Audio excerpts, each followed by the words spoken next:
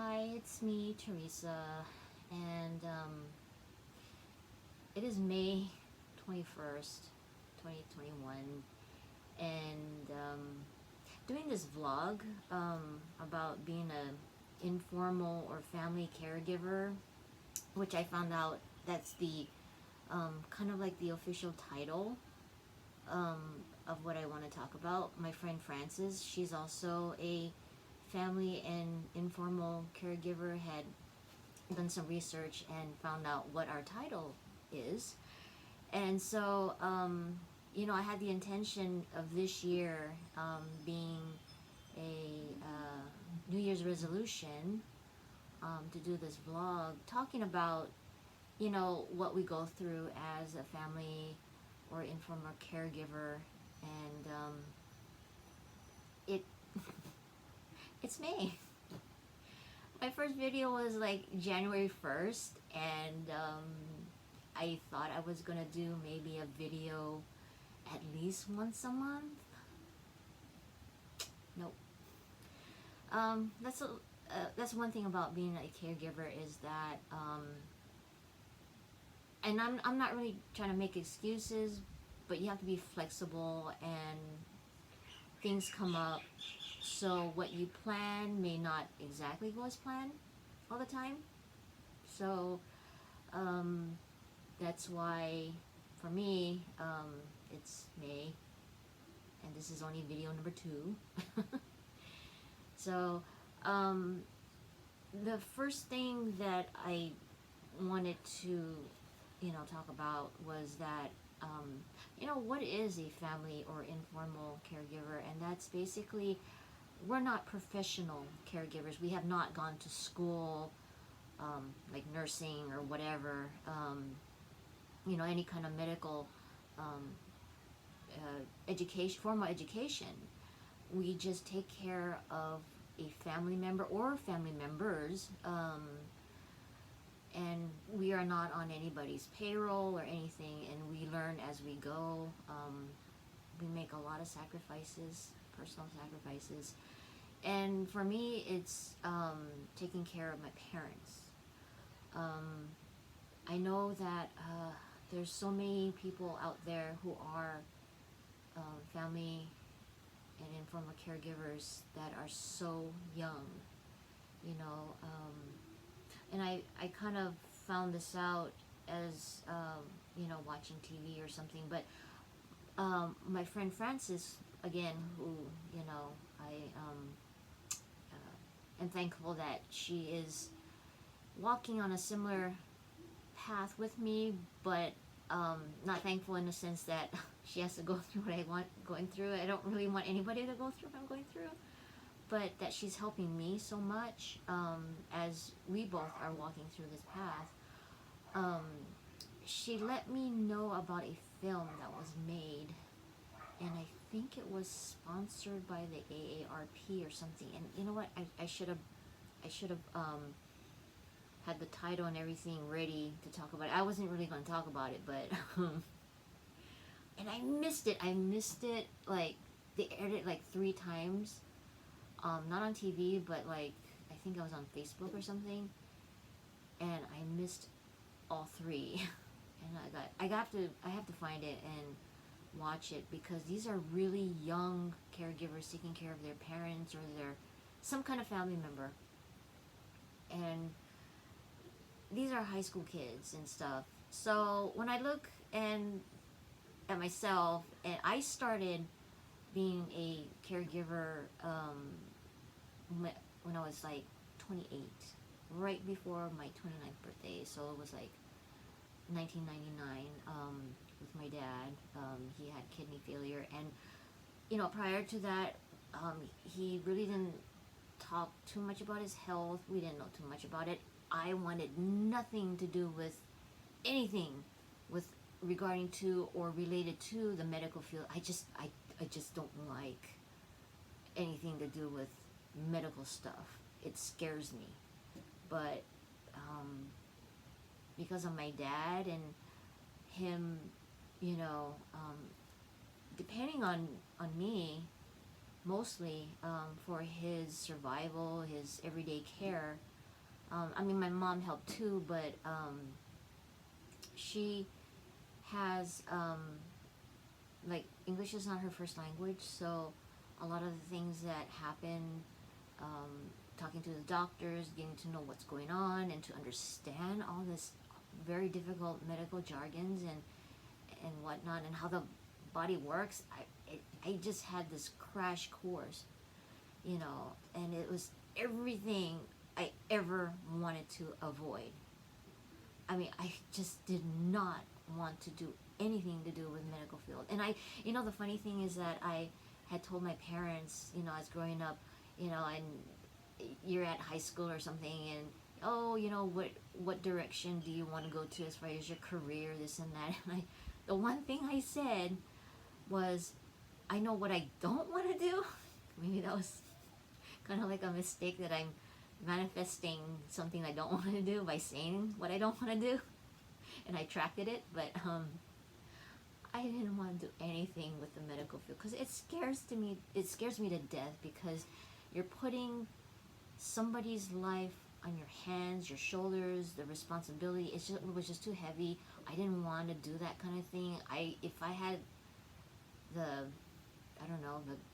guts to run away from it and whatever, maybe I would have, but I just couldn't, because I'm like the only child. My dad depends on me. I love my dad, so I just plunged right into it, faced my fears straight on.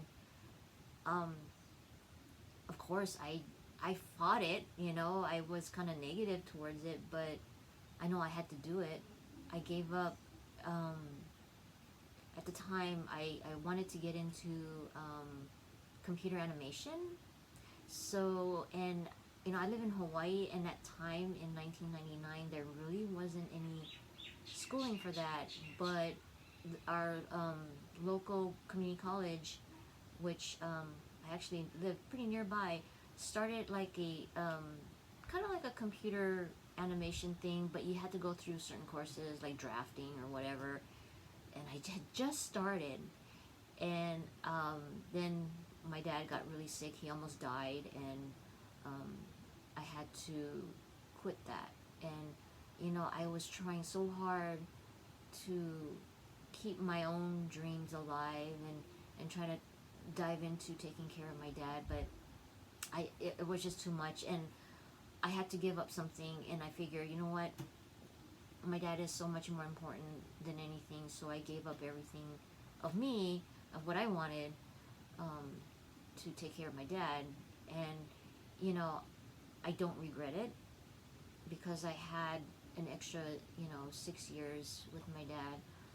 He came out of the kidney failure. He was like close to death, really, because we did not know anything. We had a bad doctor too, and we had no idea until we went. My husband, and at that time my boyfriend, he saw the situation, and he looked at my dad and goes, no, you got to take him to the hospital. And my mom and I were so in denial, because my dad's always strong. He's never been hospitalized or anything. So we think he's okay. He'll just, it's just the medication or whatever. But my husband said, no, we're going to take him to the, call the ambulance. And then it was a good thing too, because he almost died. So that's basically how my caregiving path started. So after my dad passed away, 5 years later, taking care of my mom. So right now I'm taking care of my mom, and she has her various health issues too. And now that I'm doing everything myself pretty much, because I don't have any siblings, I don't have family, extended family, that can help me. And I feel like there's a lot of people out there that are in a similar situation. And I remember during the time when my dad was going to dialysis, and we would hang out in the waiting room with the other caregivers, and they were all ages and stuff, and situations in life, but most of them, they were at a generation where they're retired, so they're taking care of their parents and taking care of their grandchildren. So it's like, uh, you know, I I don't know how we can be recognized as a group of caregivers, because I don't feel like we have the kind of support um, that, I mean, I would love to have more support as caregivers, as a caregiver, and with some kind of help me with some kind of financial things, and because I mean, sometimes we can't even take a part-time job, because part-time job, you have to be flexible, and then something happens to your parents, or the person that you're taking care of, and I mean, it's just crazy. I tried the part-time job several times. It just didn't work, because something always happened that pulled me away from it, and I couldn't, all my energy had to go back into taking care of my mom. When I was taking care of my dad, it wasn't as bad, because at least my mom was home. I mean, she couldn't do a lot of the things, like more the business things, like talking to the doctors or stuff like that. All the medication stuff I took care of, but my mom at least was able to, drive him in the morning to the dialysis, of course, feed him and whatnot. But, so I'm just starting this vlog, just talking about caregiving and what a caregiver goes through. And again, it's the non-paid, family, informal caregiver. And I think there's a lot of things that a lot of people don't know, because we don't like to talk about it. And it's kind of like what we go through as caregivers, and and how we feel, because a lot of it is, we're giving our life energy to the ones we love to take care of them, and then we end up like neglecting ourselves, and there's a lot of ups and downs too. So that's what I kind of wanted to cover, just what it's like to be a informal caregiver, and hopefully sharing what I go through. Maybe if somebody happens to stumble on this video and not be bored to death, or other caregivers too, maybe they feel alone, because I felt like I was alone in this, until like after 2 years later, my friend Frances, and she kind of like, her dad got sick, and she just dove right in, just as I did, and just dedicated her life to taking care of her dad and her family, and now her mom. Kind of, we're in this kind of parallel, similar path. So I didn't feel that much alone, but in other aspects, I do, like my feelings and stuff, and some of them, of course, they're negative feelings, because sometimes you lose hope, so.